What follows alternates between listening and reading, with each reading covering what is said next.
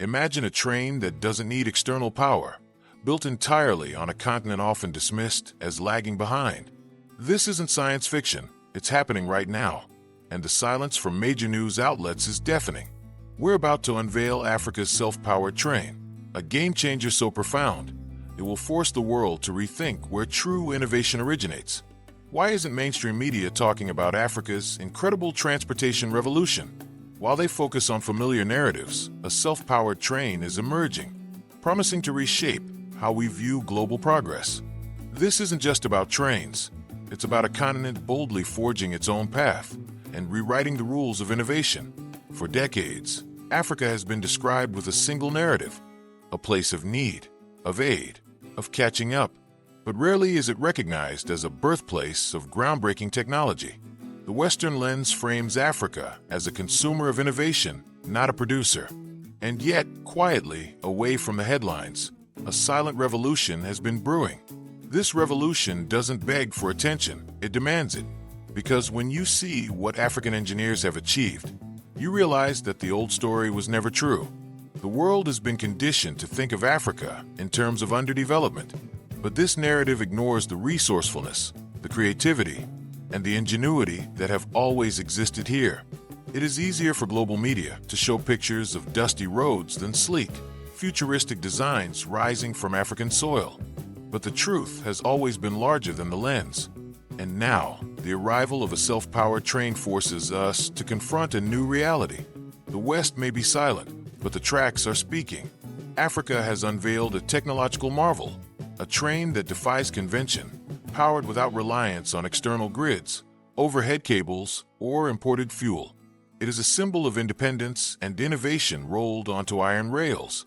They call it the Iron Serpent, and its arrival is shaking assumptions. This train isn't just a machine, it's a declaration that Africa will not wait to be rescued, a declaration that African solutions can meet African challenges. Let's take a closer look at this groundbreaking machine.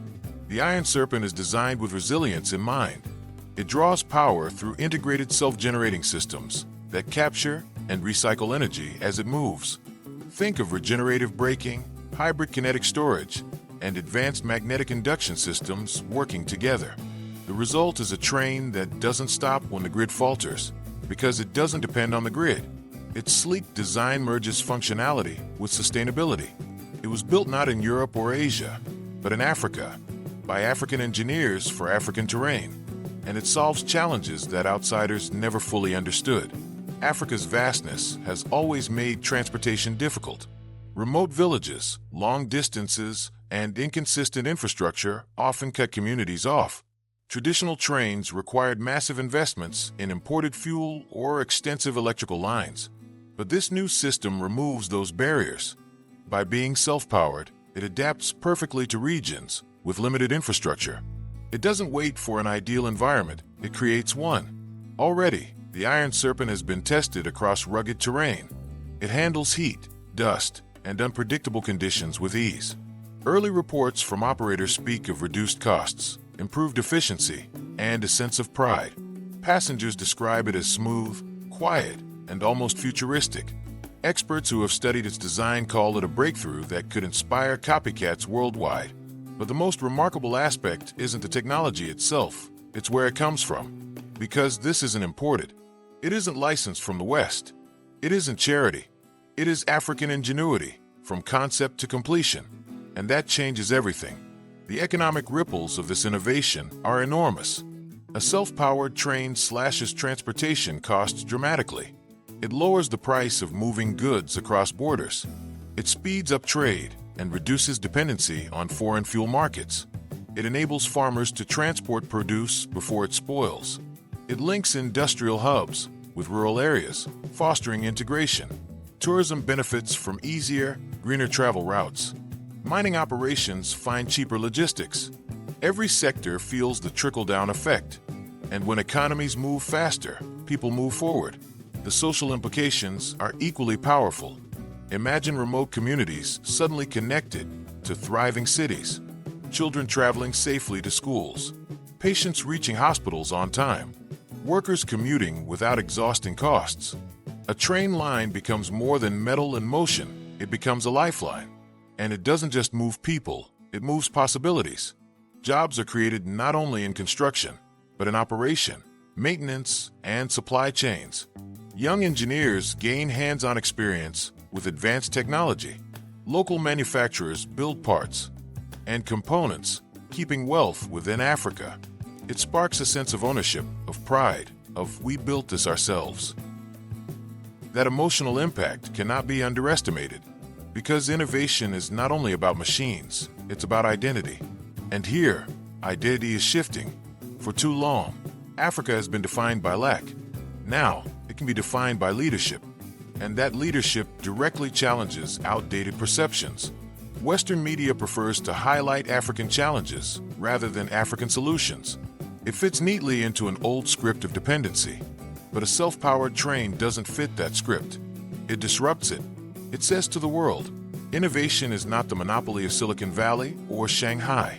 It can emerge from Harare, from Lagos, from Nairobi. This moment forces the global stage to reconsider. When Asia developed high-speed rail, the world took notice. When Europe invested in green trains, it became a symbol of progress. Now Africa has joined the club, but silence dominates headlines. Why? Because it doesn't fit the narrative of who is supposed to innovate. But technology doesn't respect narratives, it rewrites them. The Iron Serpent proves that Africa isn't just catching up, it's creating. And creation is the ultimate form of leadership. This breakthrough echoes far beyond the tracks. Other developing regions are watching closely. Latin America, Southeast Asia, and South Asia face similar infrastructure gaps. They too struggle with reliance on imported fuel and costly grids. The African model could inspire adaptations worldwide. If it works in the deserts of Namibia or the forests of Congo, it can work anywhere. And suddenly, Africa isn't just solving its problems, it's offering global solutions. That is the true shift in perception, not as a receiver of ideas, but as an exporter of them. And that export is more valuable than minerals or oil. It is the export of possibility. So what does the future hold? This train is just the beginning. Imagine an Africa where self-powered buses crisscross cities, where rural clinics run on self-generating systems, where energy independence is not a dream, but a standard. The Iron Serpent is a symbol of momentum. It signals the rise of a new generation of African innovators. Young engineers, scientists, and visionaries who see problems not as walls, but as doors. They are not waiting for permission. They are building anyway. And with each success, they prove that Africa's future is self-driven. This is not just transportation, it is transformation. The tracks laid today will carry tomorrow's identity. And the silence of Western media cannot erase the sound of progress. Because when trains move, so do minds. And when Africa moves, the world must follow. This is the revolution you were never meant to hear about. But now you know. The question is, what will you do with this knowledge? Will you cling to outdated stories of dependence? Or will you recognize the dawn of a new narrative? A narrative where Africa is not the passenger, but the driver. Not the follower, but the leader. Not a continent waiting for progress, but one creating it. And as the Iron Serpent glides across the rails, powered by its own ingenuity, the message is clear. The future is not imported. The future is invented here, in Africa, and it has already left the station. But let's go even deeper, because this story is more than a single train on a single track. It is the spark of an entirely new movement, a movement that redefines how infrastructure is built, owned, and operated in Africa. The Iron Serpent is not just a machine, it is a philosophy of independence. It shows that Africa can leapfrog the outdated models of the past. Just like mobile phones bypassed landlines, this train bypasses dependence on fossil fuels and unstable grids. It is the African way, turning challenges into shortcuts for innovation. And while Western outlets remain silent, African voices are growing louder. Local media reports pride, hope, and ambition. Communities celebrate the idea that their own people built something the world cannot ignore. For once, the story isn't about waiting for outsiders, it's about leading them. And this is why the silence from the West matters so much, because innovation challenges power. Acknowledging Africa's success means admitting that the world's balance is shifting. It means admitting that knowledge, skill, and creativity are not confined to old centers of power. It means admitting that Africa is not a follower, but a competitor.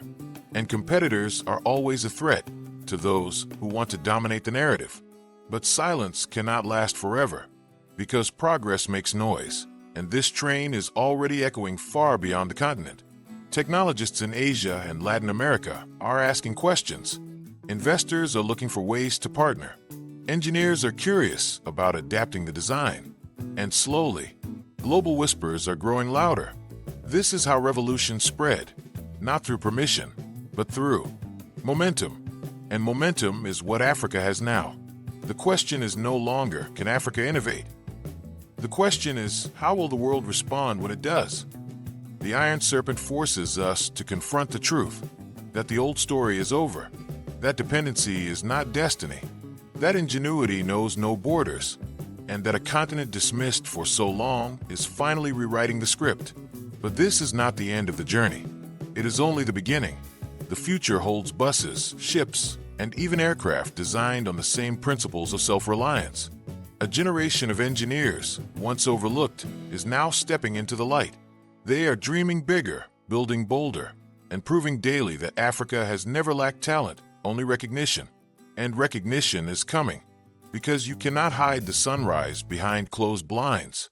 You cannot mute the sound of a train that moves millions, and you cannot stop a continent that has decided to build its own future. The Iron Serpent is more than transport, it is transformation. It is a mirror showing us what Africa has always been capable of. And as it glides forward, carrying hopes, goods, and people, it carries a message for the entire world. The message is simple but unstoppable. The future is African, and it has already left the station.